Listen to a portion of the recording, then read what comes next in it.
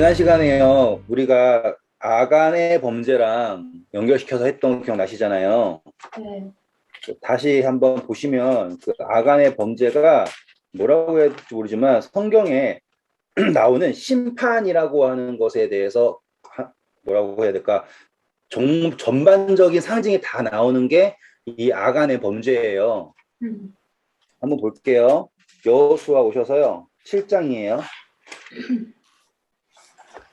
그래서 7장 25절, 26절 읽어주세요.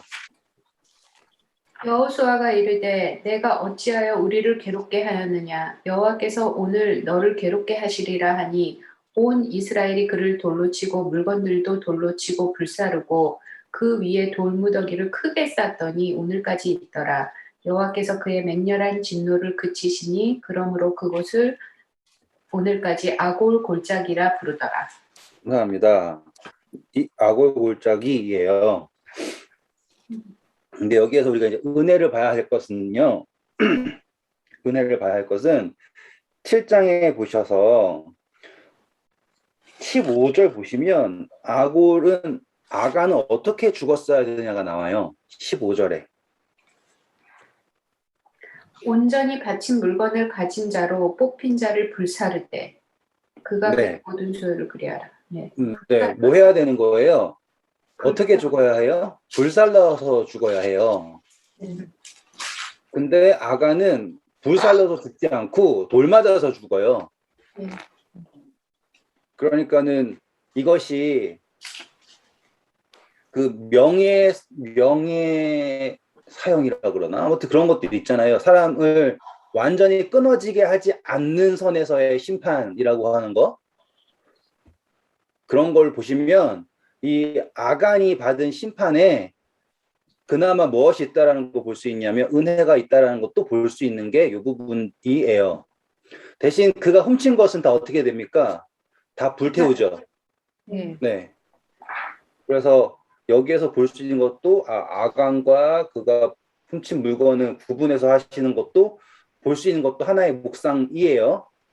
근데 제가 여기서 말씀드리고 싶은 거는 이 아골의 골짜기가 무엇을 상징하냐면 그러니까 하나님에게 바쳐진 것을 드리지 않았을 때 받는 심판을 어떻게 했냐면 무더기로 쌓아가지고 나타낸 거예요. 이해하시겠죠? 그래서 그것을 통해서 사람들이 뭘 하게 된 거예요? 두려워하게 했죠. 여기까지 맞죠? 그것을 봄으로 하나님을 경외하는 것이 어떠하다라는 것을 보게 된 거죠. 맞죠? 맞나요? 안 맞나요? 맞아요. 근데 불살라 죽는 거, 돌 맞아 죽는 게 불살라 죽는 거보다 더 좋은 거예요? 네. 그게 좀 그게 걸려서 설명을 조금 더 해드릴게요. 좀 더 해드릴게요. 돌 맞는 거랑 불사르는 거랑 무엇이 좋냐라고 하는 건 솔직히 이것도 아프고 저것도 아프고 다 고통스럽다 이렇게 생각하시는 게 맞는데 그 성경에서 우리 제일 처음에 아벨이 어떻게 죽었다 했던 거 공부해놓은 거 기억나세요 혹시? 돌 맞아 죽었다라는 거 아세요? 쳐 죽었다라고 하는 거? 네. 네. 그리고 금신상이 불타서 다니엘서에 나와 있는 우상이 어떻게 무너진다고 했어요? 돌 맞아서 없애잖아요. 네. 그래서 그것이 무엇을 상징하는 거냐면 하나님의 손에 의한 심판이에요. 그래서 돌로 심판된다라고 하는 것은 상징적으로 하나님의 손에 의한 심판으로 돼요. 그래서 돌로 치는 거는 대부분 이제 신성 모독하는 걸 가지고 돌로 치고 그런 심판으로 하는 거예요. 그런데 불로 심판한다라는 것은요, 어떤 걸로 나오냐면 소멸시킨다로 나와요. 없앤다예요. 네.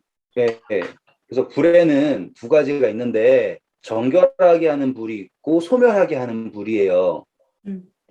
그래서 제가 어저께 강의하는 거 했던 거라서 더 쉽게 얘기해 줄 수 있는데 하나님은 히브리서에 소멸하는 불이시다라고 하잖아요. 네.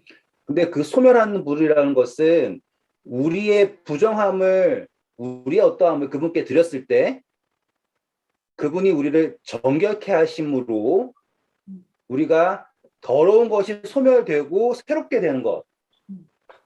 그게 소멸하는 불이자 정결케 하는 불로서 역할을 하시는 하나님의 심판이거든요. 네. 그런데 여기에서 아간이 받은 것은 하나님의 손에 의한 심판이라고 하는 개념으로서 돌을 맞는 것이라서 그냥 불타는 것과는 조금 다른 거예요. 네. 사실상 저도 돌 맞는 거 별로예요. 그러니까. 아니, 뭐, 그 아파서 그러는 게 아니라, 뭐지? 그러면 소멸하는 게 더 나은 거 아닌가? 아니, 그거는 이제 희망이 없는 거고, 아파. 아픈 아니, 거는 그리고 솔직히 나도 처음엔 그렇게 생각했는데, 그건 희망이 없고 돌 맞아서 그거 하는 거 약간 좀 더 은혜로운 거다. 그렇게 받아들여야 되나 그랬는데, 어차피 아간은 소멸될 건데, 기회가 더 있는 것도 아닌데, 뭐 별로 디퍼런스는 없는 거잖아. 그죠? 아니죠. 아닌가? 아가는 돌 맞아 죽었고 소멸된. 근데 나중에는 소멸될 거니까 그도 약 올리는 거 같잖아. 그냥 그게 만일에 돌 맞아 죽는 게 좀 더 낫다고 하면 네. 어차피 소멸될 건데 뭐 너무 그렇잖아. 그러니까 그렇게 생각하는 게 너무 웃기잖아. 맞아요. 그렇게 생각하셔도 돼요. 음. 근데 제가 이제 정리만 하면 돌을 맞는 편집점 어떻게 될지 모르지만 정리를 하면 돌을 맞는다라고 하는 것이 하나님의 손에 의한 심판이다. 골리앗이 다윗에게 뭘 맞아 죽는가라고 했을 때 돌 맞아 죽는다라고 하는 그 모든 그게 있잖아요. 쭉 이렇게. 근데 그것에 돌 맞아 죽은 사람의 정점에 있는 게 여기 아간이에요. 구약에서. 그리고 우리가 사ben 또 공부하겠지만 돌 맞아 죽는 사람의 정점에 있는 사람이 누구냐면 스데반이에요. 맞다. 예, 예. 지금 그 돌을 맞는다라고 하는 것 자체가 단순히 그냥 맞아 죽었다라는 걸 넘어서서 이제 보시면 제가 또 이거 다 연결시켜 드릴 거예요. 의미에서 지금 아간이 말 나온 김에 다 해버려요 그냥. 아니 무슨 말인지 알 것 같아요. 그러니까 네. 제가 그때 아간이 범죄한 것이 혼자인가 정말 아간 한 명만 했나 60만이나 넘는 사람 중에 아간 한 명만 했나라고 했을 때 제가 아니라고 했잖아요. 하나님께서는 그들이 그랬다라고 했고 여호수아가 너희가 스스로 거룩하게 하라고 하는 시간을 분명히 주었고 네. 그리고 그 아간이 끝까지 해서 자기가 그런 은혜를 보고도 승리를 보고도 뭐 했다라는 거예요. 자기의 것을 챙겼다라는 거고 패배를 보고도 잘못을 뉘우치지 않았고 계속 이렇게 제비뽑기해가지고 와가지고 자기 이름을 불렀음에도 불구하고 아시죠? 끝까지 자백하지 않았던 모습에서 했던 게 지난 시간 공부했잖아요. 네. 맞죠? 네. 그런데 그 지난 시간에 공부했던 것의 결과가 뭐냐면 아간이 돌마다 죽음으로써 사람들에게 무엇이 임했어요? 하나님에 대한 두려움이 임한 거죠. 네. 그래가지고 그것을 바라봄으로써 사람들이 이제 하나님을 경외하고 그분의 말을 순종할 수 있게 되었다라고 하는 게 아간의 범죄가 만들어낸 결과예요. 네. 그런데 구약의 이야기가 나왔잖아요. 신약에 보면 스데반이라는 사람도요. 돌 맞아 죽어요. 그런데 얘는 아간은 안 좋은 예고요. 반대로 스데반은 좋은 예예요. 맞죠? 네. 그러니까 이것들을 비교했을 때 결국에 스데반의 죽음으로 사람이 깨닫게 된 건 누구예요? 하나님을 깨닫게 된 거고 아간의 죽음으로 깨달은 것도 누구 깨달은 거예요? 하나님을 깨닫게 되는 거예요. 네. 어떠한 죽음으로 하나님을 전할 것인가라고 하는 거가 나오는 거예요. 맞죠? 네. 그래서 이스라엘 백성이 넘어져도 하나님의 복음이 전파가 되었죠. 네. 이스라엘 백성들이 잘해도 하나님의 복음이 더 잘 전파되겠지만 전파가 되잖아요. 한 번만 확인하고 갈게요. 말이 나온 김에. 자, 우리 로마서 오셔서요. 로마서 11장 11절 읽어주세요. 맞아요. 그러므로 내가 말하노니 그들이 넘어지기까지 실족하였느냐? 그럴 수 없느니라. 그들이 넘어짐으로 구원이 이방인에게 이르러 이스라엘로 식인하게 함이라. 그들의 넘어짐이 세상의 풍성함이 되며 그들의 실패가 이방인의 풍성함이 되거는 하물며 그들의 충만함이리요. 네, 그래서 요 두 이야기를 비교를 했을 때 누군가의 넘어짐이 하나님의 영광을 나타내는 것도 있지만 누군가가 핍박을 받는 것 역시 하나님의 영광을 나타낼 수 있다라고 하는 거를 비교할 수 있는 두 가지 예제가 될 수 있습니다. 이렇게 할게요. 네. 네, 저도 돌 맞는 건 싫어요. 자, 다시 이제 이야기를 돌아와서 그래서 아간의 범죄로 아골 골짜기가 나왔다. 그리고 이제 아골 골짜기는 앞으로 시편부터 모든 이야기에 나와 있는 하나의 상징적인 장소가 되는 거예요. 그래서 사망의 음침한 골짜기를 간다라고 할 때도 그 골짜기가 뭘 얘기하는 거냐면 아골 골짜기를 말하는 거예요. 아시겠죠? 모든 그 음침하고 어려운 그런 골짜기를 말할 때는 다 그 모티프가 어디에 나온다? 아골 골짜기다 라고 이해하시면 된다 이거예요. 돌아와서요. 이제 아나니아가 죽었죠? 네. 아나니아가 죽었는데 그가 죽은 이유가 무엇을 먼저 경험했기 때문이냐면 2차 성령 받은 그 성령의 역사를 경험을 하고도 성령을 속이고 그의 마음속에 무엇이 가득하여서 막 사단이 가득하여서 정말 재밌는 부분이에요. 왜냐하면 성령 받았을 때 더 이상 사단 역사가 없어야 된다고 생각할 수도 있죠. 네. 그런데 보니까 여전히 무엇이 허락되고 있는 거예요? 성령이 완전히 우리를 조작하는 게 아니라 여전히 우리에게 무엇이 선택이라고 하는 것이 주어져 있고 우리가 성령을 받았다라고 해서 끝나는 것이 아니라 내가 성령을 어떻게 해야 한다라는 거예요. 계속 붙잡아야 한다라고 하는 거예요.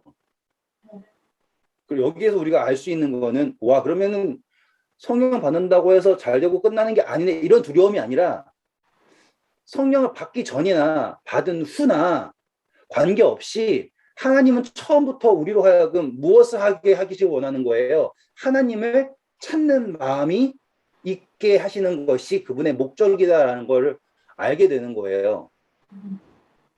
중요하니까 한 번 더 할게요. 그전에는 우리가 생각하기를 난 성령만 받으면 끝나는 거다. 난 성령 받고 싶다. 성령이 있으면 좋겠다. 이렇게 생각을 했잖아요. 근데 성령 받으면 좋겠다라고 하면 마치 나 대학만 가면은 인생 끝날 거라고 생각했었는데 안 그렇다라는 거 여기 다 아시잖아요. 대학 다 나오셨고 뭐 결혼만 하면 끝날 것 같은데 그것도 아니잖아요. 그러니까 성령을 받는다고 해서 끝나는 문제인가? 하나님이 바라보시는 그분의 계획은 우리에게 성령 주셔고서는 성령 받았지 끝 이렇게 하실 게 아니란 말이에요. 이해되셨죠? 그러면 우리가 여기 이 이야기에서 보면 아나니아라고 한 사람은 어떠한 경험에 동참한 사람이다. 성령이라고 하는 것에 완전히든지 뭐든 간에 뭘 알고 있어요. 성령이라고 하는 역사를 알고 있어요. 그럼에도 불구하고 그는 뭐가 하지 않은 거예요? 성령과 동행하는 선택을 하지 않고 자기의 이기를 따라서 누구의 말을 들은 거예요? 사단의 말을 들었죠. 네. 근데 표방은 뭘로 했어요? 표방은 자기가 무엇에 감동받아서 하는 것처럼 성령에 감동받아서 하는 것처럼 표방을 한 거예요. 그렇죠? 그게 바로 외식과 똑같은 거예요. 그 전에 바리새인들과 서기관들과 제사장들은 어떠한 외식을 했냐면 자기의 마음속엔 썩은 게 있지만 율법의 요구라고 하는 것을 가지고서는 외식을 했어요. 근데 이제는 어떠한 외식이 나타났냐면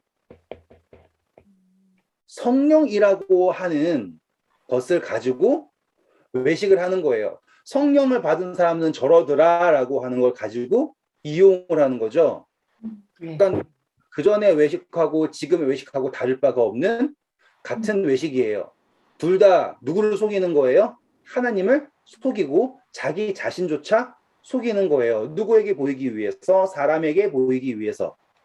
자, 이렇게 정리가 되었죠? 네. 이제 여기에서 우리는 조금 더 나가는데 오늘 조금 더 나가는 게 좀 되게 재미있어요. 한번 보겠습니다. 사도행전 5장 3절 그리고 4절까지 읽어보세요. 베드로가 이르되 아나니아야 어찌하여 사단이 내 마음에 가득하여 내가 성령을 속이고 땅값 얼마를 감추었느냐. 땅이 그대로 있을 때에는 내 땅이 아니며 판 후에도 내 맘대로 할 수가 없더냐. 어찌하여 이 일을 내 맘에 두었느냐. 사람에게 거짓말한 것이 아니요 하나님께로다. 네. 자, 보시면 소유 개념이 나와요. 소유 개념. 베드로의 말은 땅이 원래 있었을 때도 누구 땅이래요? 네 땅이 아니래요. 다시 보세요. 이 땅. 아, 땅이 그대로 있을 때는 네 건데 그쵸? 네, 판 후에도 네 맘대로 할 수가 없었니? 다 너 거다 이거예요. 그 땅 너 거 아니었냐. 근데 소유 개념이 너 거 아니냐라고 했죠? 네. 재밌어요. 정말 정말. 자, 여기다 하나님 줬고요. 이거를 아나니아 할게요. 드린다라고 하는 거는 누구의 것이라고 인정하는 거예요? 하나님의 것. 하나님의 것이라는 거죠. 맞죠? 네.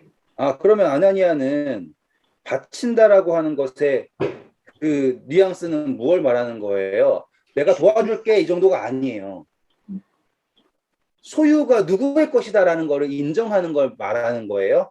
하나님의 것입니다라고 하는 거를 인정하는 게 지금 이 아나니아가 하는 행동이에요. 차이점 아시죠? 한 번 더 말씀드립니다. 교회에다가 어느 날 이니지 집사님이 갑자기 설교 말씀 듣고 감동받아가지고 한 뭐 예를 들어 크게 불러봅시다. 한 밀리언 달러를 예? 그게 통장 있으시겠죠? 밀리언 달러를 딱 쾌척을 한 거예요. 그러면은 대단한 거죠. 맞아요? 엄청나게 대단한 거예요. 그런 일이 있으기를 바래요. 그렇게 대단한 일을 하셨는데 그 일이 중요한 게 아니라 이 말이에요.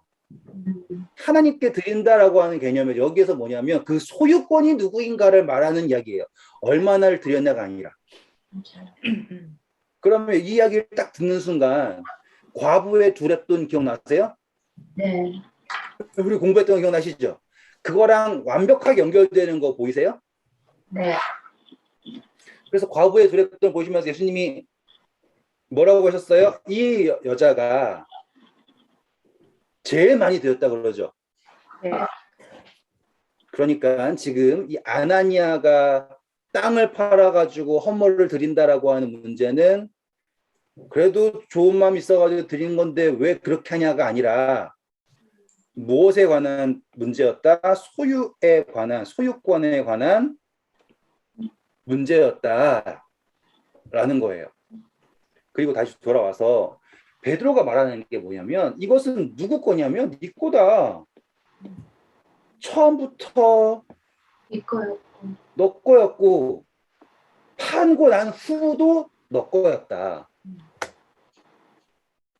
그런데 왜 그걸 감추고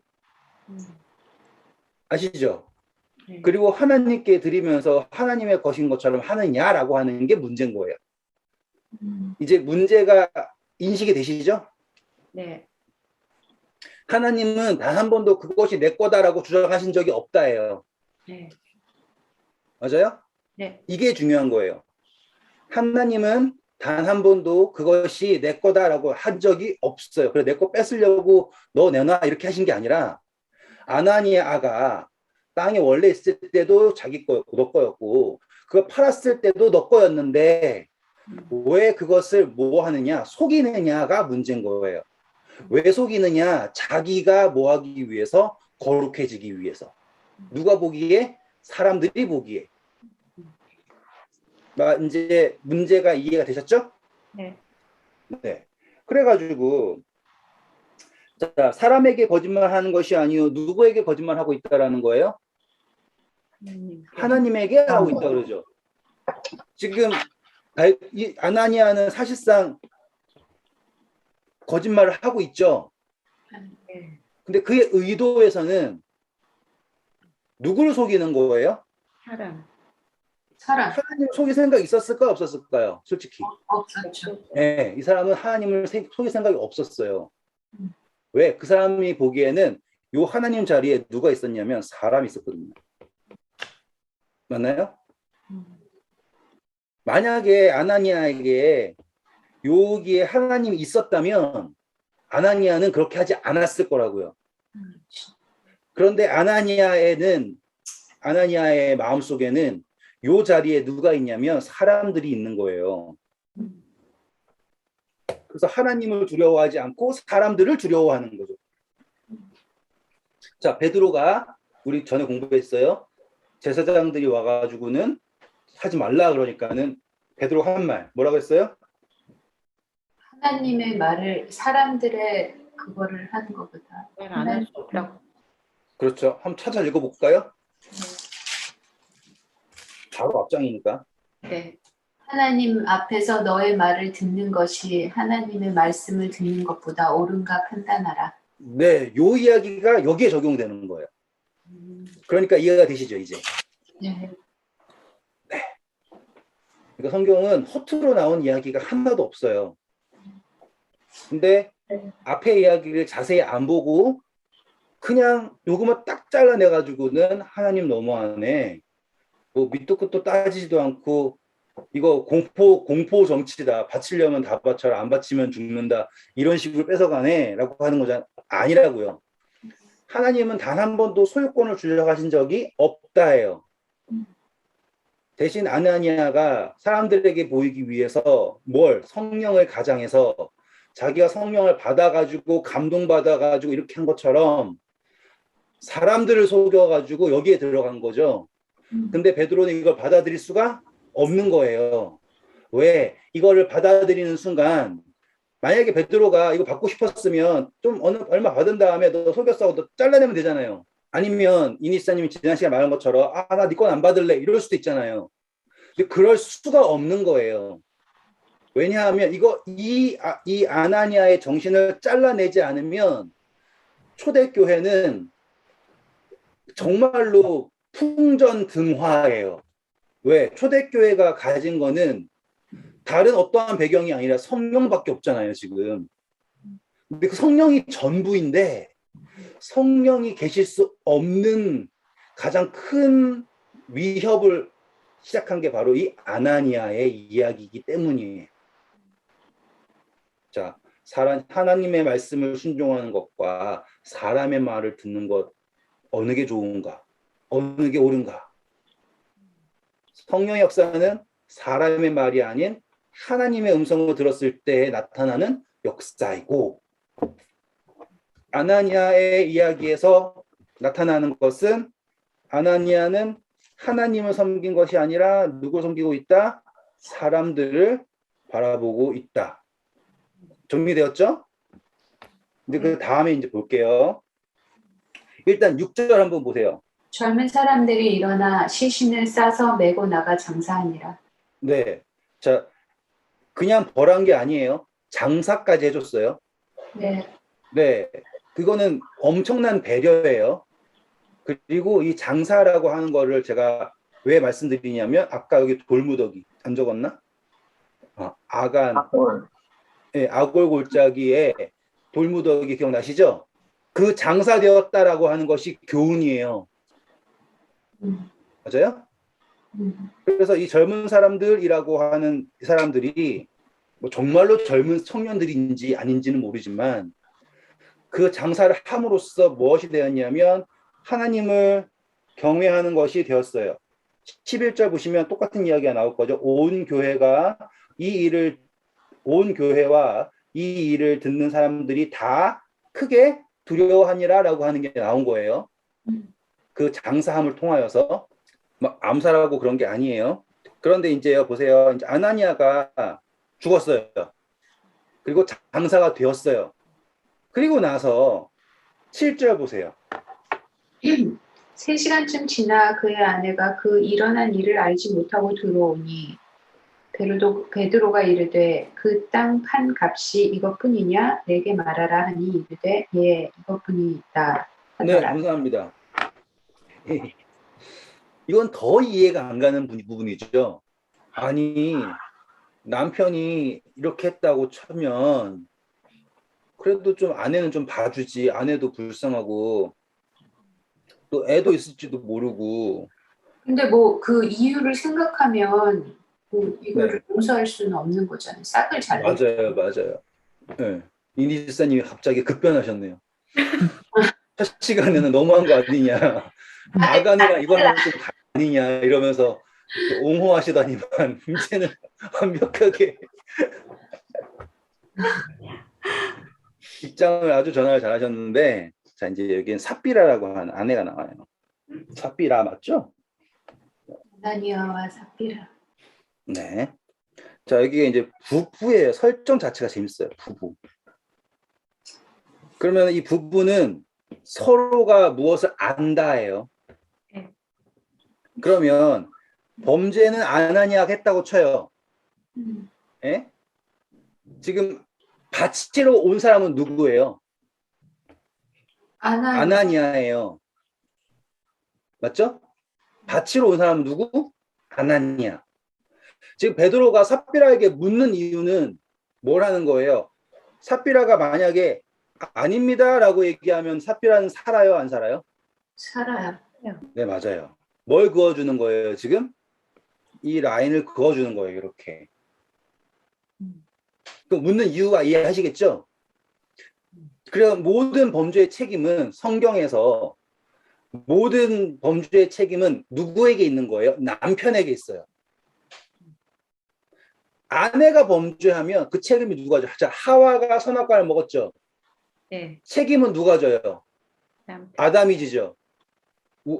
여자, 하나님의 백성, 교회가 범죄하죠. 죄의 대가는 누가 치르세요? 예수님이 치하시죠. 네. 그러니까 이 부부 관계라고 한다라는 것은 책임의 관계가 있는데 남편은 아내의 범죄에 책임을 지지만 아내는 어떠한 게 있냐면 남편의 권한 안에서 한 것이다라고 인정이 되기 때문에 안 져요, 책임을. 네. 로마서 공부하시면 이혼에 관한 이야기가 나오는데 잠깐만 가볼까요? 7장이에요. 로마서 7장. 1절부터 한번 볼까요? 얘들아, 내가 법 아는 자들에게 말하노니 너희는 그 법이 사람이 살 동안만 그를 주관하는 줄 알지 못하느냐? 남편 있는 여인이 그 남편 생전에는 법으로 그에게 매인 바 되나 만일 그 남편이 죽으면 남편의 법에서 벗어나느니라. 그러므로 만일 그 남편 생전에 다른 남자에게 가면 음녀라. 그러나 감사합니다. 자, 남편이 죽으면 자유다라고 하죠. 이거 가지고서는 이상한 얘기 만들고 싶진 않지만 아나니아가 뭐 했다? 그러면은 삽비라는 뭐하다? 자유롭다. 네. 만약 이걸 어떤 교회 가서 하면은 또 이러면서 할 거예요, 분명히. 그게 아니라 여기에서 지금 핵심은 뭐냐? 아나니아가 죽었다예요. 이 장면에서. 한 번 더. 이 장면에서의 차이점은 무엇이다? 아나니아가 죽은 후이다. 그러면 삽비라는 아나니아의 범죄를 함께 책임져야 할 이유가 있는가 없는가라고 하는 게 이 이야기의 포인트예요.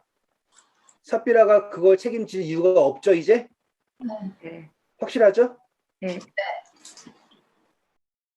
그래서 베드로가 물어요. 땅 판값이 이것뿐이냐라고 얘기하죠. 네. 그러면 이 목소리가 어떠한 목소리 톤인지를 생각하셔야 돼요. 이제 형사가 범죄자 딱 책상에 앉혀놓고서는 이게 다야 이러는 게 아니라 어떻게든 이 삽비라를 살리고자 하는 마음에서의 목소리라고 보셔야지 돼요. 네. 완전 달라요.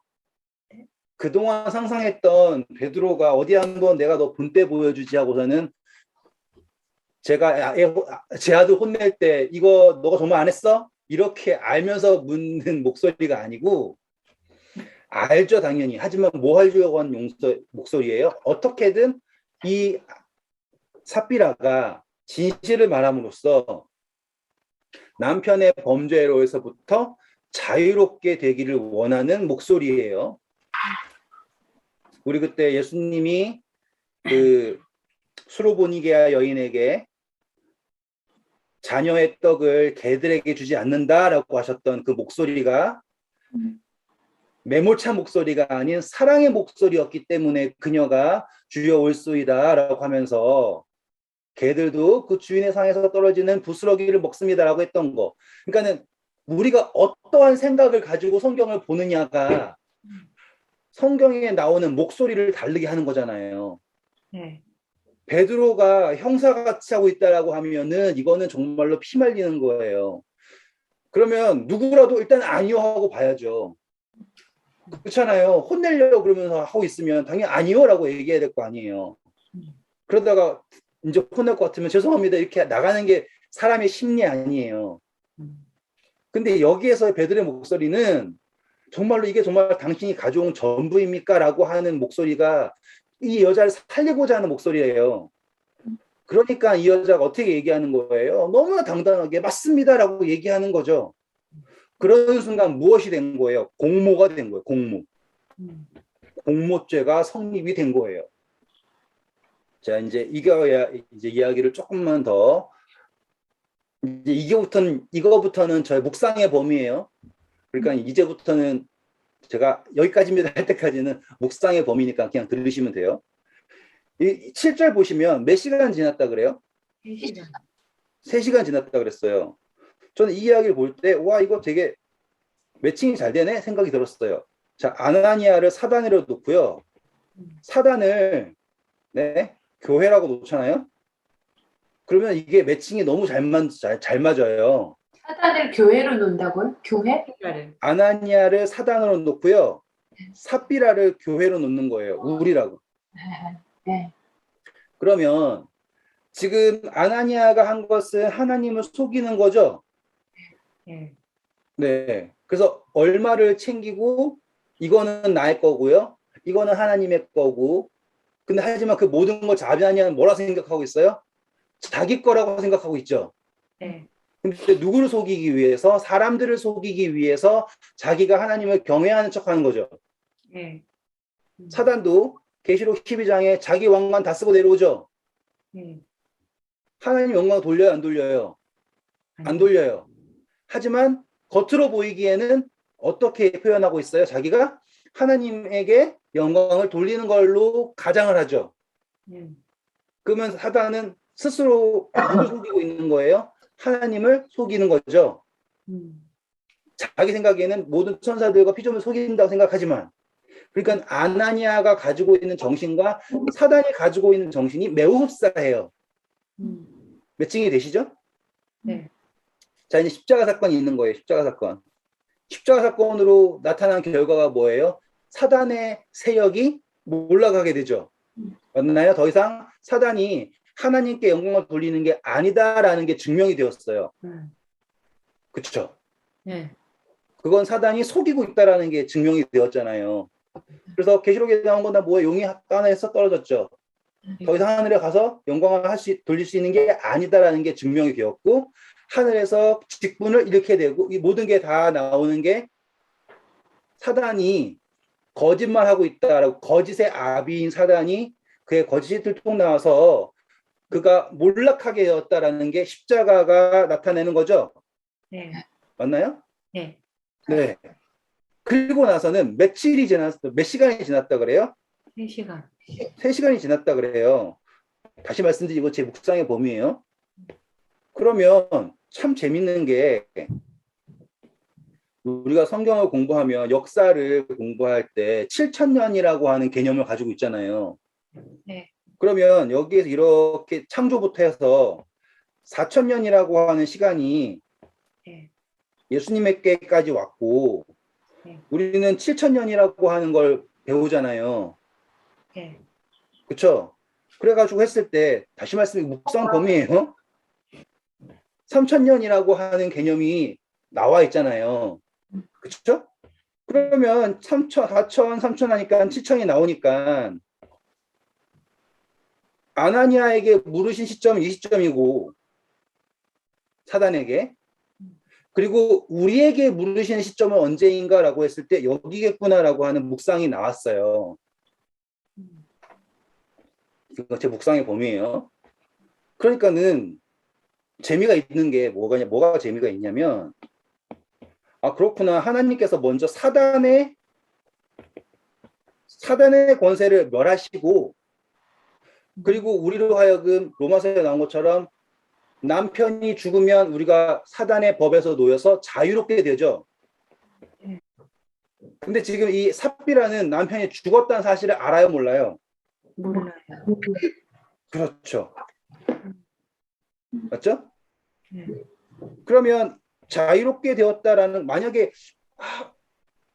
누군가 와가지고 네 남편 죽었다라고 얘기하면 아나니아는 이게 판돈의 전부라고 할까요? 아니라고 할까요? 아니라고 하죠. 그래도. 삽비라는 그럴까요? 아나니아가 아니고.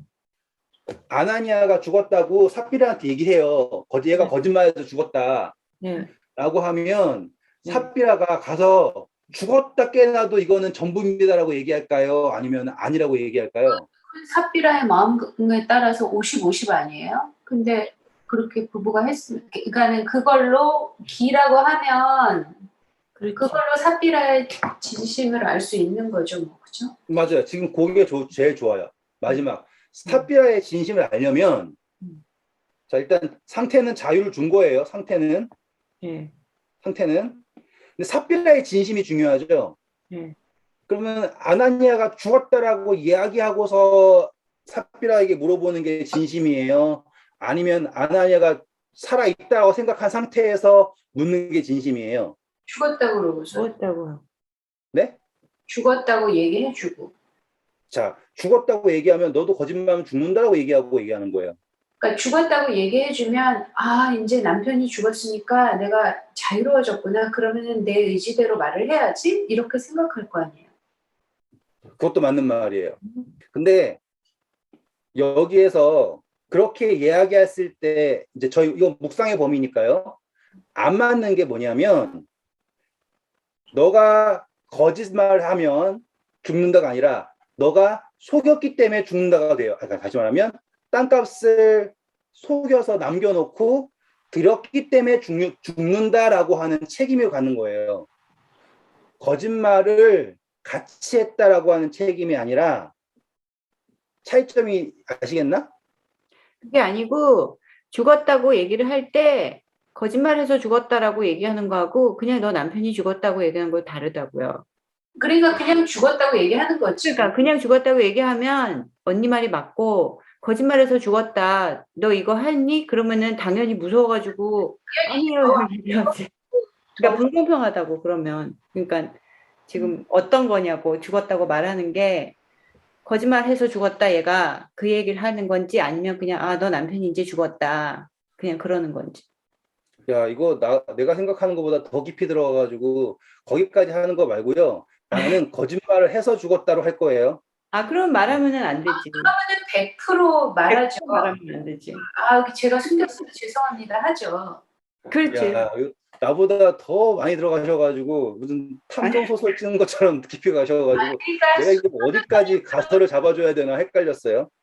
아니 그렇게 성교사님처럼 순수하지가 않아요. 생각하는 게 얼마나 그거 말해주면 당연히 뭐지 그거 하지. 근데 저는 뭐지 7,000년 어디 나와요?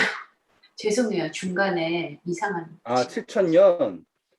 자, 이것도 해드릴게요. 그러면 아니, 성경 옛날 역사가요. 2000년을 몰랐어. 응. 네. 이거는 성경에 기록된 게 아니에요. 아, 우리가 성경 역사를 7,000년 역사라고 보는 이유가요. 기본적으로 7이라고 하는 숫자를 우리가 너무너무 좋아해요. 왜 7이라고 하는 숫자를 좋아하냐면 이게 창조의 역사잖아요. 그렇죠? 이걸 7일. 근데 하루가 천년과 같다라고 하는 이야기는 아시죠? 네. 한번 찾아볼게요. 베드로 가셔서요. 주께서는 하루가 천년 같다라는 말씀이 어디 있냐면 베드로후서 3장 8절. 사랑하는 자들아, 주께는 하루가 천년 같고 천년이 하루 같다는 이 한 가지를 잊지 마라. 네, 베드로가 말한 거거든요. 근데 이 말씀은 무엇을 근거로 했냐면 시편 90편 4절. 주의 목전에는 천년이 지나간 어제 같으며 밤의 한순간 같을 뿐임이니이다. 네. 그래서 성경은 하루가 천년이다라고 하는 기본적인 개념이 있어요. 그리고 예언 해석을 할 때 하루는 1년이라고 하는 것도 있지만 그건 연일 법칙이라고 그래가지고 하는 게 있는데요. 지금 천년 얘기하는 거예요. 그래서 천년이라고 하는 개념을 우리는 하루가 천년이다라고 하는 요걸 연결시키는 거죠. 그런데 창조는 천년 동안 뭐 하시고 이런 개념이 아니라 거기에는 낮이 되고 밤이 된다라고 하는 표현이 있죠. 그래서 그거는 정말로 하루고요. 지구의 역사는 재창조의 역사예요. 맞죠? 그래서 이 재창조의 역사이기 때문에 이것을 7등분으로 나눠서 하나, 둘, 셋, 넷, 다섯, 여섯, 일곱 이렇게 할게요. 7등분으로 나눠서 봐요. 왜 그러냐면 실질적으로 이 성경에 나오는 족보가 있잖아요. 그 족보가 솔로몬이 예루살렘 중건한 그 기준이 성경의 기록과 역사의 기록이 딱 맞거든요. 그래가지고 언제 예루살렘이 중건되었다라고 하는 그 솔로몬에 나와 있는 기록과 역사를 맞춰 보니까 이렇게가 4,000년이었던 거예요. 그래서 여기에 누가 오시고 예수님이 이렇게 오시고 위로는 몇 천 년 간 거예요. 4,000년이 갔구나라는 거를 확인할 수 있게 됐죠. 그래가지고 그냥 정보예요. 그냥 이게 첫 번째 1,000년이잖아요. 1,000년 여기 적고요. 2,000년 적고요. 3,000년, 4,000년 이렇게 있죠.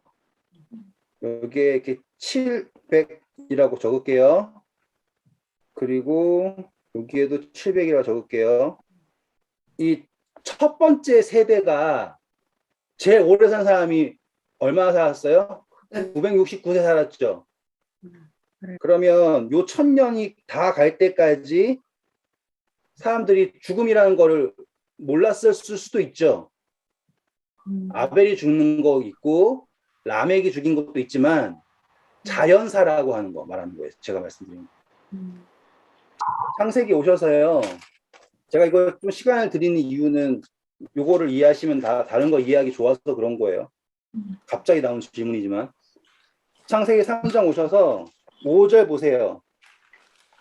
너희가 그것을 먹는 날에는 너희 눈이 밝아져 하나님과 같이 되어 선악을 알 줄 하나님이 아시니라. 자, 먹으면 하나님처럼 돼가지고 어떻게 된대요? 선악을 맞아요? 알게 될 그리고 보시면 3절 보세요. 선악을 알게 된다라는 게 어떻게 된다 그래요? 동산 중앙에 있는 나무의 열매는 하나님의 말씀에 너희는 먹지도 말고 만지지도 말라 너희가 죽을까 하노라 하셨느니라. 자, 그러면은 어떠한 개념이 나오냐면 먹으면 죽는다라고 하는 개념이 나왔어요. 근데 하나님은 언제 죽느냐 하면 먹으면 죽는다라고 하지 않고 창세기 2장 17절 보세요. 선악을 알게 하는 나무의 열매는 먹지 말라. 내가 먹는 날에는 반드시 죽으리라. 네. 어떠한 개념이 나오냐면 그 날이라고 하는 개념이 나와요. 그러면 우리가 이거는 그냥 우리가 이해하는 범위예요. 이거를 너무 막 깊게 생각하지 마시고 날이라고 했죠. 하루가 몇 년이라고 했어요? 우리가 공부할 때 하루가 1000년이라고 했죠. 맞아요? 그러면 제일 처음에 첫 세대의 사람들은 몇 살까지 살았다 그랬어요? 거의 1000년이라고 하는 살았죠. 근데 1000년 넘긴 사람은 기록이 없죠. 네. 그러면 우리가 뭘 볼 수 있는 거예요? 아, 그 날이라고 하는 개념에 정말로 독사가처럼 먹고 죽은 것이 아니라 그 날이라고 하는 개념으로 죽었다라고 하는 것도 볼 수가 있는 거예요. 여기까지. 그러니까는 하나님의 입장에서는 1000년도 너무나 짧은 기간이죠. 사실상. 왜? 그분은 영원이라는 개념을 가지고 계시는데. 근데 역사를 가보니까 인간의 삶이 길어지면 길어질수록 하나님을 더 잘 믿게 되었어요? 아니면 길어지면 길어질수록 멍청이가 돼버려요? 그렇죠. 그래서 뭘 한 거예요? 그 기간을 줄이신 거죠. 네. 그 계기가 뭐예요? 노아 홍수예요. 그래서 여기에 이 7000년 아담의 7대 손이 누구예요? 에녹. 그래서 에녹이 유다서에 나온 것처럼 복음을 전파하죠. 심판의 때가 있을 거다. 네. 그래서 707, 그러니까 7대 손에 에녹이 태어나잖아요. 네. 그래서 에녹 때 뭘 얘기하냐면 심판이 있을 거라는 거를 얘기를 해요. 네. 그러면서 그가 이야기한 것이 무엇이냐면 무두셀라가 죽는다라고 하는 것에 심판의 그 끝을 뒀어요. 그래가지고 족보를 쭉 계산해 보면 무두셀라가 죽는 그 해에 노아 홍수가 와요. 그래서 그 노아 홍수 때의 심판이 이루어지고 그때부터 역사가 어떻게 되냐면 인구의 그러니까 인류가 사는 그 횟수가 팍팍팍팍팍 줄어들어요. 네. 근데 흥미로운 거는 요 1000년 때마다 메시아적 존재들이 태어나는데 그 제일 첫 번째로 등장하는 사람이 노아이고 너무 어렵지 않게 하려고 좀 노력하고 있어요. 길게 안 하려고. 여기 2000년 때쯤 태어난 사람이 누구냐면 아브라함이고 여기 3000년 때쯤 태어나는 사람이 누구냐면 솔로몬이고 그리고 마지 4000년 때쯤 태어나시는 분이 이렇게 되는 거예요. 그리고 요 태어난 시점이 플러스 마이너스 100년이 안 돼요. 모든 게. 노아만 1068년쯤 돼요. 제 기억이 맞다면. 예수님은 BC 3, 4년 사이고 3에서 4년. 이런 식으로 모든 게 다 이렇게 계획처럼 1000년마다 이벤트가 다 있고요. 그리고 매 700년이라고 하는 7세기라고 할게요. 7세기. 7세기마다예요. 7세기는 뭐예요? 600년 되는 거죠? 그래서 여기 1000년 때 노아가 태어났어요. 노아 홍수는 노아가 몇 살 때 홍수가 나요? 700살이겠지. 600살 될 때 해야 돼요. 그러면은 1068 더하기 600을 하면 1668이죠. 그러니까는 6세기 때 두 번째 천년에 6세기 때 일이 일어난단 말이에요. 똑같이 여기에도 사사시대가 끝나고 왕조가 들어가고 여기에도 이제 포로에서 풀려나 그러니까 다 이렇게 성경은 역사가 맞춰서 이렇게 들어가요. 제가 전에 했었던 것 같아요. 우리 처음 했었을 때. 그렇게 했을 때 보니까 이 4000년 이후에 남은 기간은 얼마인가라고 하는 게 나오잖아요. 그래서 기독교에서는 무엇을 믿냐면 이 7000년이라고 하는 걸 믿을 수밖에 없는 게 계시록의 마지막에 우리가 하늘에서 몇 년 동안 왕노릇한다라고 배워요. 1000년이라고 하는 것을 하늘에 있는 기간으로 했잖아요. 그렇기 때문에 우리가 세상의 끝을 무엇으로 보는 거예요? 6000년째다라고 하는 걸 보았기 때문에 밀레니엄이라고 해가지고 그때 난리 날 쳤던 이유가 바로 여기가 끝나는 거구나. 라고 해서 밀레니엄이라고 하는 이슈가 나왔던 거죠. 그러니까 우리는 지금 성경에서는 우리는 무엇을 보고 있는 거냐면 이 7000년이라고 하는 역사를 보고 있는 거고, 이제 되셨죠? 우리가 아까 이, 잠깐만요. 그렇게 따지면 6,000년의 예수님의 재림인데 네. 그렇게 개쌀 수 있으면 안 되잖아요. 아, 당연히요. 개쌀 수 있으면 안 되는데 예수님의 초임 역시도 개쌀 수 있었잖아요. 그렇죠. 네. 전에 말씀드렸지만, 일단 그러면은 지금 2020년인데 그렇지. 이게 플러스 마이너스 100년이면은 80년. 근데 정말로 한 세기를 넘은 적이 없어요. 모든 일들이 다 한 세기를 넘은 적이 없어요.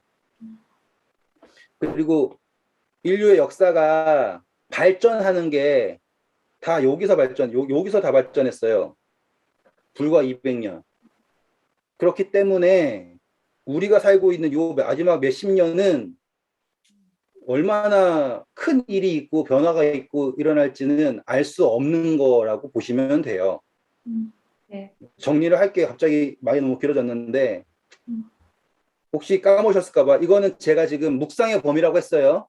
네. 안나니아 삽비라의 이야기의 범위에서 네. 왜 그러면 3시간이라고 하는 게 너무 재밌어가지고 제가 말씀드린 거고, 왜 이거를 묵상을 해서 말씀드리냐면 결국에 우리도 사단의 공모자예요. 네. 어떻게 변명할 살 수가 없어요. 우리도 죄 지은 사람이고 사단과 공모한 거고요. 결국에는 누가 봐도 같은 걸 한 거잖아요. 그런데 감사하게도 남편이 죽으면 우리가 뭐 한 거예요? 거기에서 자유롭다 이 말이에요. 근데 지금 우리가 어떻게 생각하느냐예요. 아나니아가 죽었다 라고 하면 나의 본심은 무엇이냐 이거예요. 이것이 전부가 아닙니다 라고 이야기할 수 있느냐 이거죠. 아니면 정말로 용감하게 사단과 함께 힘을 합쳐서 이게 전부다, 이거 뭐 그거 쓰면 됐지 뭐 더 달라 그러냐, 이렇게 뻔뻔하게 나갈 수 있는 거죠.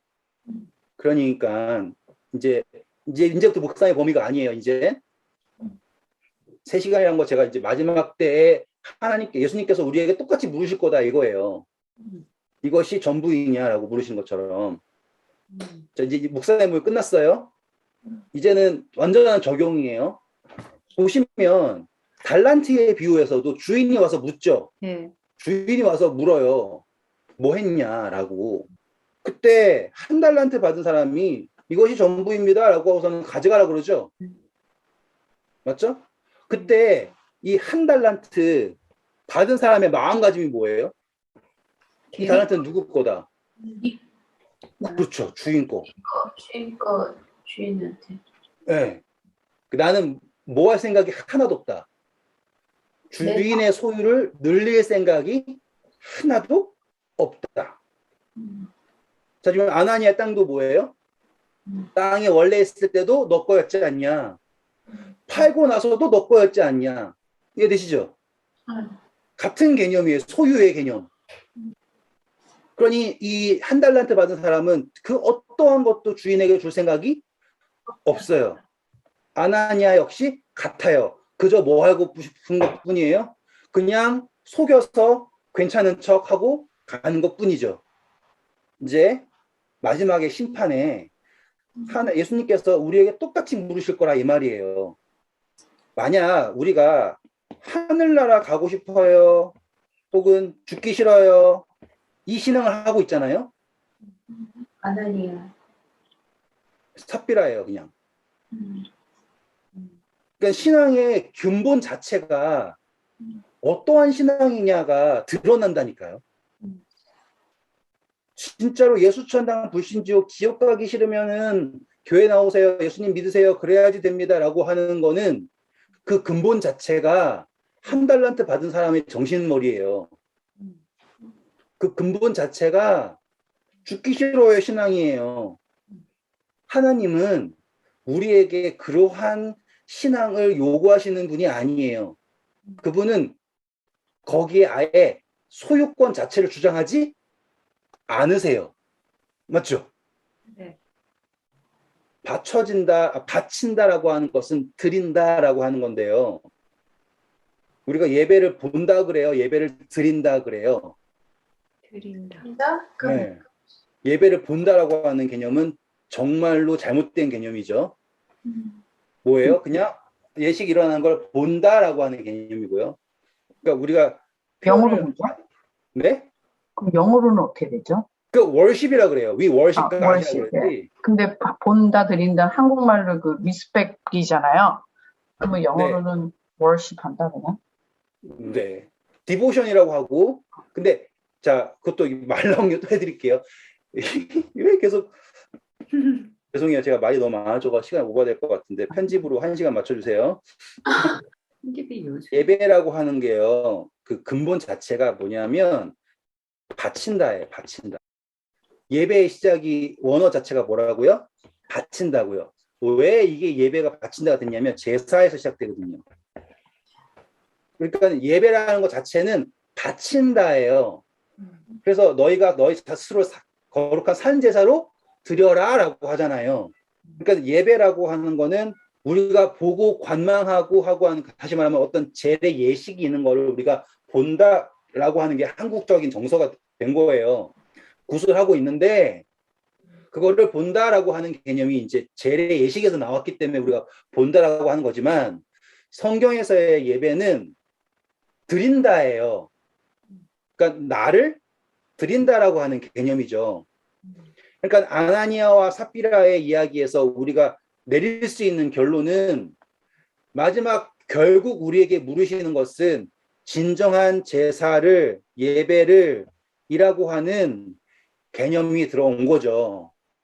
그런데 이 예배를 요구하신다라는 게 일방적으로 너 나 예배해 이게 아니라 우리가 사랑하는 그가 먼저 우리를 사랑하신과 똑같이 그분께서 우리를 먼저 예배하셨다는 거예요. 이해하시겠죠? 예수님께서 우리에게 먼저 그분의 생명을 주셨어요. 그렇기에 우리가 그분을 예배할 수가 있는 거예요. 맞죠? 네. 그러니까 그분이 우리를 위하여 그분의 생명을 주셨으므로 우리가 그분을 예배하는 건데 우리가 그분을 예배하지 않는다라고 하면 구원이 성립할 수가 없는 거죠. 이해되시겠죠? 네. 그래서 이제 삽비라가 마지막에 똑같은 거지만 삽비라가 들어왔을 때 베드로가 다시 물어요.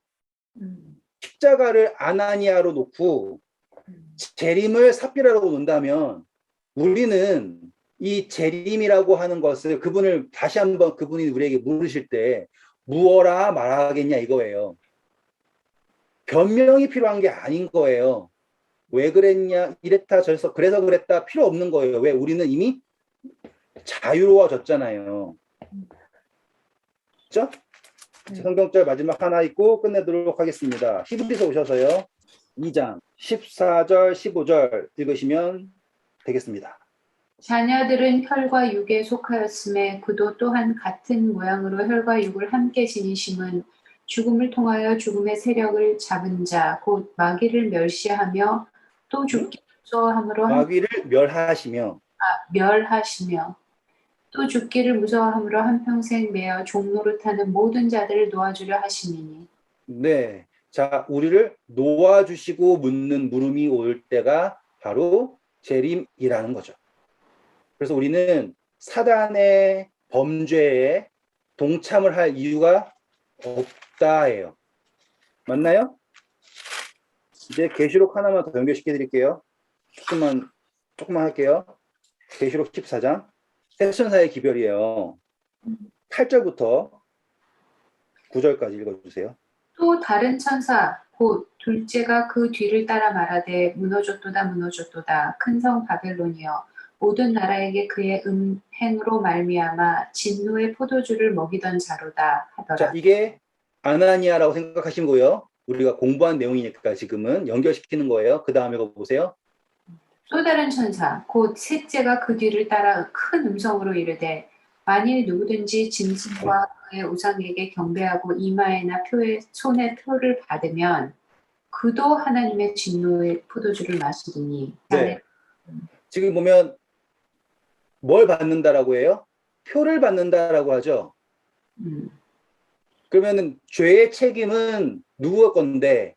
큰 성 바벨론인데 그 표를 받으면 그 도라고 나오죠. 그건 뭐예요? 참여하게 되는 거예요. 공모가 되는 거예요.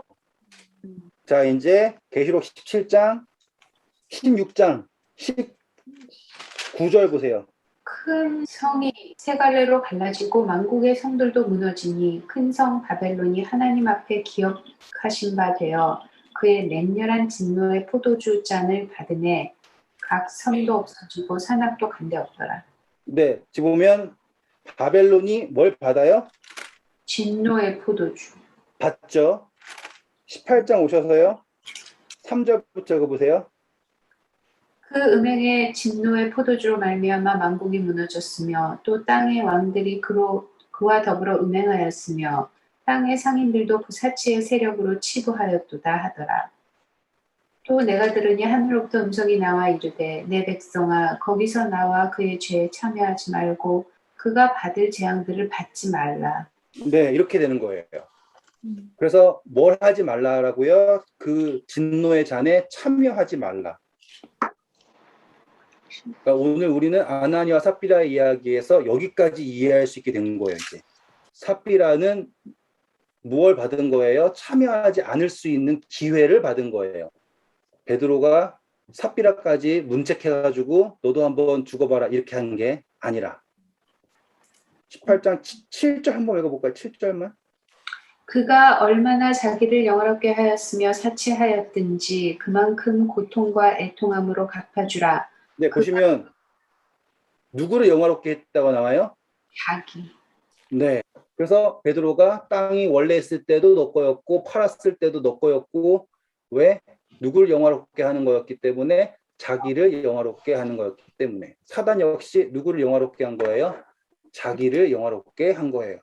우리가 사단의 정신에 참여할 이유는 없어요. 하지만 우리 스스로가 하나님을 믿는다고 할 때 어떠한 정신을 믿는다면 우리를 영화롭게 하는 수단으로서 하나님을 믿는다면 결국에 우리도 누구처럼 고백할 수밖에 없는 거예요.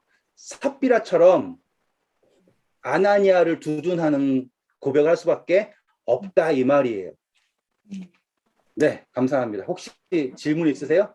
좀 바보 같은 질문인데요. 네. 어려서부터 그냥 생각한 건데, 그 사과를 먹지 말라 그랬는데 먹으세요 이렇게 됐잖아요. 안 먹었으면 그럼 우리 계속 사나요? 아, 그래요? 전 어려서부터 그게 궁금했어요. 제가 먼저 추천드리는 건 제가 그거를 강의를 해놓은 있어요. 유튜브에 그거를 추천을 드리고요. 먼저. 우리 때 이거 할 때 하지 않았나? 그 강의? 아니, 그럴 수 있잖아. 말 나온 김에 해드릴게. 말 나온 김에. 일단은 먹지 않았다라는 걸 확률로 보시면 안 되고 일단 첫 번째. 아시겠죠? 확률로 보면 안 돼요. 그때 안 먹었어도 누군가는 먹을 수 있는 거죠. 아, 네. 에볼루는 아들이 먹으면 어떡할 거예요? 그러면 아들 포기해 버릴 거예요? 그건 아니잖아요. 그렇죠? 네. 그러니까 확률적으로 생각하시면 안 되고 핵심은 거기에는 무엇이 있는 개념이냐면 언약이 있는 개념이고 선악과는 거기에만 있는 게 아니라 지금 에벌린 누님의 마음에도 있는 거예요. 그러니까 우리는 항상 두 가지 생각을 가질 수밖에 없는 개념이고 우리가 어떠한 열매를 먹고 사느냐인데 선악과를 나의 생명과라고 생각하는 것이 문제예요. 이렇게 생각하시면은 접근이 편해요. 그러면은 뭐가 좋냐면 하와한테 책임을 묻는 것도 확연히 적어지고 그리고 말 나온 김에 한 가지만 더 그러니까 좀 더 높은 생각이에요. 이거는 개념적으로도 좀 좋으니까 하나님께서 우리에게 먹어라라고 허락하셨잖아요. 다 너 거다. 근데 제발 이것만은 너 것이 아니라고 인정해 달라라고 하는 표현이에요. 그렇다라는 거는 생명과와 선악과를 맞는데 이것은 누구에게 달려 있다. 선악을 아는 것은 누구에게 하나님에게 달려 있다라는 거를 인정하려다는 거, 인정해 달라고 부탁을 하시는 거라고 생각을 하잖아요. 그러면 달라지는 게 뭐냐면 무언가를 내가 이거를 먹어서 내가 어떤 능력을 갖는다라는 개념이 아니라, 그러니까 내가 알게 된다, 내 스스로가 판단할 수 있다가 아니라 내가 누구의 도움으로, 하나님의 도움으로 그것을 알게 된다라고 인정하는 걸로 하게 되면 개념 자체가 완전히 달라지죠. 그런데 최초의 인류인 아담과 하와가 뭘 택한 거예요? 내가 경험해서 내 스스로 그 선악을 알게 하는 지혜를 내가 갖겠다. 이것은 내 것이다라고 얘기하는 순간 우리가 겪게 되는 모든 책임이라고 하는 게 인류 역사에 나오는 아픔이잖아요. 하지만 그렇다고 해서 선악을 알게 하는 게 우리 스스로 알게 하는 게 알 수 있는 게 아니죠. 그러니까 아이가 부모가 이거는 아빠한테 물어보고 했으면 좋겠어라고 이야기하는 부분을 지가 스스로 한다고 했을 때 저질러 놓은 거를 못하게 하진 않아요. 그렇죠? 하지만 여전히 도와주는 것과 똑같은 개념이겠죠. 그러니까 달라지는 건 없어요. 처음부터 끝까지 선과 악을 안다라고 하는 것은 하나님의 범위라는 것을 우리가 결국에 인정을 하는 게 선악과의 핵심이에요. 그래서 너는 모든 것의 범사에 여호와를 인정하라라고 하는 그 개념이 선악과의 핵심이에요. 먹으면 죽는다가 핵심이 아니라. 네. 네, 감사합니다. 오늘 좀 많이 어려웠을 수도 있지만 저는 이니사님의 태세가 전환되었다라는 게 난 너무너무 좋았어요. 저는 원래 그렇게 전환돼 있었어요. 왜 그러세요? 아니야. 그래도 전 시간에는 아간이랑은 다르죠. 이랬단 말이에요. 그렇지. 그거는 달랐지. 전 시간에는. 네. 그러게요. 제가 사도행전 할 때 내가 할 게 없다 생각했거든요. 근데 되게 신기하게 하는 말이 되게 많네. 진도가 되게 느리게 나가네요. 좋아요. 네, 아무튼 좋은 밤 되시고요. 네, 그럼 감사합니다. 다음에 우리 뭐 하는 거죠? 다음에 재밌나 없나만 보고. 하나의 합비라 끝나고 사도의 표적. 다음은 약간 좀 개념 쪽으로 더 갈 것 같네. 아쉽네. 개념 좋아요. 개념이 좋아요. 저는. 네. 개념이 이렇게 앞에 있던 거가 적용되는 개념들이라서 또. 개념 좋은 밤 되세요. 네. 네. 아.